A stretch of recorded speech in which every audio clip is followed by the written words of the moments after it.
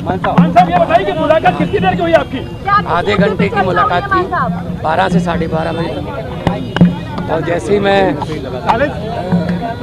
बैठा वहाँ पे मुलाकात की जो कुर्सी थी, तो बहुत दुख हुआ दिल को कि मतलब जो हार्डकोर क्रिमिनल होते हैं, जो खतरनाक अपराधी होते हैं, उनके वाली सहूलतें भी नहीं मिल रही हैं। मतलब क्या कसूर, क्या मतलब अरविंद केजरीवाल का कसूर क्या है?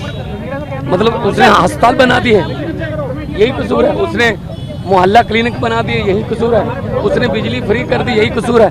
उसने स्कूल बना दिए, यही कसूर है। तो आप उनको ऐसे ट्रीट कर रहे हो जैसे बहुत देश का बहुत बड़ा आतंकवादी पकड़ लिया हो।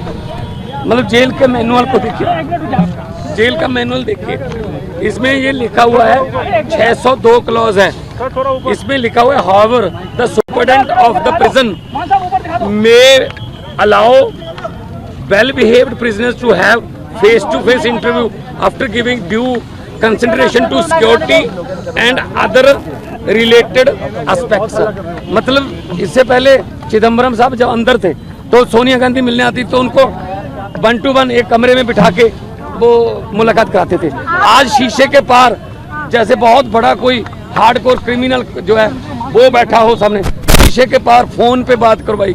मतलब हद हैरानी की। मोदी जी चाहते क्या है? मतलब ऐसे ये ट्रीटमेंट मिलेगी क्या? आमने सामने नहीं हुई, शीशा लगा हुआ था, फोन पे उधर से फोन पे बात कर रहे थे, और शीशा भी ऐसा गंदा शीशा कि शक्ल भी अच्छी तरह के एक दूसरे की नजर नहीं आ रही थी। लेकिन ये जो चीज है ये बहुत ही इनको महंगी पड़ेगी, क्योंकि अरविंद केजरीवाल जो कट्टर ईमानदार है, जिसने पारदर्शिता की राजनीति शुरू की, बीजेपी की राजनीति खत्म की, उनको ऐसे ट्रीट किया जा रहा है। आज मुझे थोड़ा टाइम लगा अपने आप को संभालने में।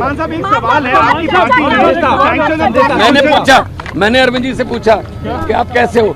उन्होंने कहा चलो मेरी चिंता मत करो, ये बताओ पंजाब का हाल कैसा है? पंजाब में स्कूल बन रहे हैं अच्छे, पंजाब में जो गेहूं की फसल को मंडियों में उठाने का प्रबंध हो गए अच्छे, पंजाब में जो आम आदमी क्लिनिक अच्छे चल रहे हैं, पंजाब में बिजली फ्री मिल रही है। क्योंकि हम लोग तो काम की राजनीति करते हैं, हम नाम की राजनीति नहीं करते। तो मैंने कहा जी बिल्कुल पंजाब भी अच्छा है। असम में जाके आया हूँ, गुजरात जा रहा हूँ, कल दिल्ली में भी प्रचार करूंगा, कुरुक्षेत्र गया हूँ। तो आम आदमी पार्टी जो है एक सोच का नाम है। अरविंद केजरीवाल एक व्यक्ति को तो गिरफ्तार कर लोगे, सोच को कैसे करोगे उसकी गिरफ्तार? आम लोगों के लिए पार्टी ने सैंक्शन आम लोगों के लिए दिया था कन्हैया कुमार के लिए, वो खुद दिल्ली से इलेक्शन लड़े हैं।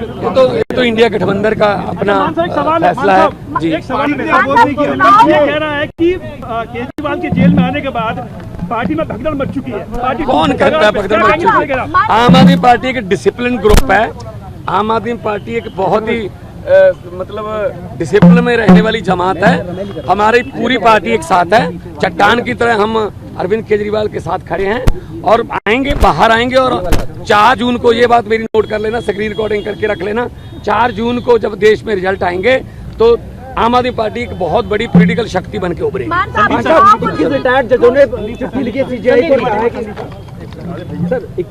आज जब सर से मिले तो हम सबने पूछा कि सर आप कैसे हैं, आपका हेल्थ तो ठीक है, आप कैसे हैं? उन्होंने कहा कि मेरी चिंता छोड़ो, ये बताओ कि जनता कैसी है। उन्होंने पूछा कि क्या जनता को फ्री में जो बिजली मिल रही थी वो कंटिन्यू है, मिल रही है? उन्होंने पूछा कहीं बिजली कट तो नहीं, पावर कट लग तो नहीं रहे? उन्होंने पूछा कि अस्पतालों में जो दवाइयाँ मिल रही थी क्या वो दवाइयाँ अभी भी मिल रही है? उन्होंने पूछा कि बसों में जो यात्रा हो रही थी फ्री में महिलाओं को, क्या वो अभी भी कंटिन्यू है? उन्होंने सारी चीज़ें पूछी कि दिल्ली का हाल कैसा है, जनता कैसे है, और हमने एक एक चीज़ उनको बताया। उन्होंने ये भी कहा कि अगले हफ्ते से वो 2-2 मंत्रियों को बुलाएंगे और 2-2 मंत्रियों को बुलाकर दिल्ली के सारे कामों का रिव्यू करेंगे। उसके साथ साथ उन्होंने मुझे ये भी कहा कि मैं सभी विधायकों से मिलूं और सभी विधायकों से मिलकर उनको ये कहूं, उनका केजरीवाल साहब का ये मैसेज उनको दूं कि वो अब अपने गली गली में, घर घर में, अपने एरिया में जाके जनता से मिले। किसी को कोई तकलीफ नहीं होना चाहिए, किसी को कोई दुख नहीं होना चाहिए। आज तक जितनी सेवा करते आ रहे थे उससे 10 गुना ज़्यादा सेवा करना है। उन्होंने ये भी कहा कि वो जल्दी बाहर आएंगे, और जब भी वो बाहर आए जो 1000 रुपये प्रति महीना सभी महिलाओं को देने का वो वादा और बजट पास जो उन्होंने किया है उसको वो पूरा करेंगे। मतलब पूरे समय वो सिर्फ यही पूछते रहे कि दिल्ली की जनता कैसी है, जनता कैसे है, जनता में क्या चल रहा है, सब सुखी तो है ना। सबसे बड़ी बात ये कही कि संगठन देख रहे हैं बहुत अच्छे तरीके से, और मेरी ड्यूटी इस बात के लिए लगाई कि आपने जगह जगह पे जाना है, और इंडिया अलायंस की अगर कोई किसी स्टेट में जाना पड़े इंडिया अलायंस के लिए वहाँ भी आप जाना है। तो ओवरऑल ये भी उनको संविधान की चिंता थी कि देश बचेगा तो पार्टी बचेगी, संविधान बचेगा तो पार्टी बचेगी।